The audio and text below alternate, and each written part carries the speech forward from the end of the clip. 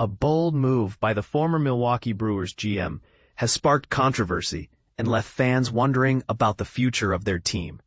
The 2025-26 MLB offseason has seen a shift towards the American League, with several key moves favoring National League contenders.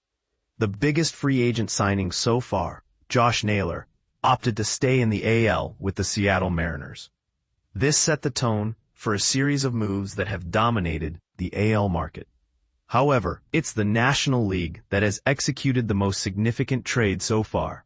The New York Mets, under the leadership of David Stearns, acquired second baseman Marcus Semien from the Texas Rangers in exchange for outfielder Brandon Nimmo. This deal has sparked speculation about the Mets' future plans, especially with regards to their financial flexibility and the upcoming free agency of key players like Pete Alonso and Edwin Diaz. But here's where it gets interesting. The Mets' attempts to add financial wiggle room hit a snag. One of their veteran starting pitchers, Kodai Senga, called their bluff. With a no-trade clause in his contract, Senga has expressed his desire to stay with the Mets, leaving David Stearns' offseason plans in a bit of a bind.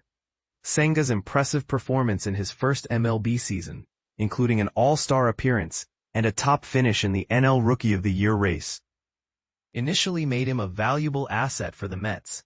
However, after an injury-plagued 2024 season and an inconsistent 2025 campaign, his $28 million contract over the next 2 seasons seems less like a bargain and more like a potential trade chip. The emergence of 3 talented young pitchers in the Mets rotation adds another layer to this story.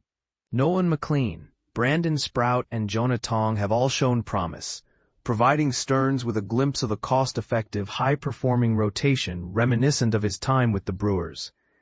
Trading Senga would not only give these young pitchers more opportunities, but also provide the Mets with some much-needed financial flexibility to pursue top free agents.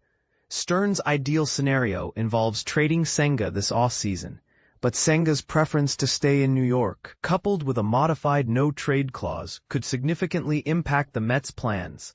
While Senga can now refuse trades to only 10 specific teams, his decision still holds weight.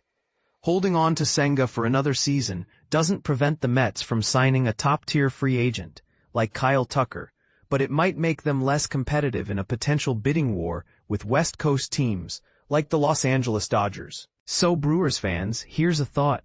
Should you be rooting for your former president, David Stearns, to pull off a trade of his veteran starting pitcher? It's a controversial question, and we'd love to hear your thoughts in the comments.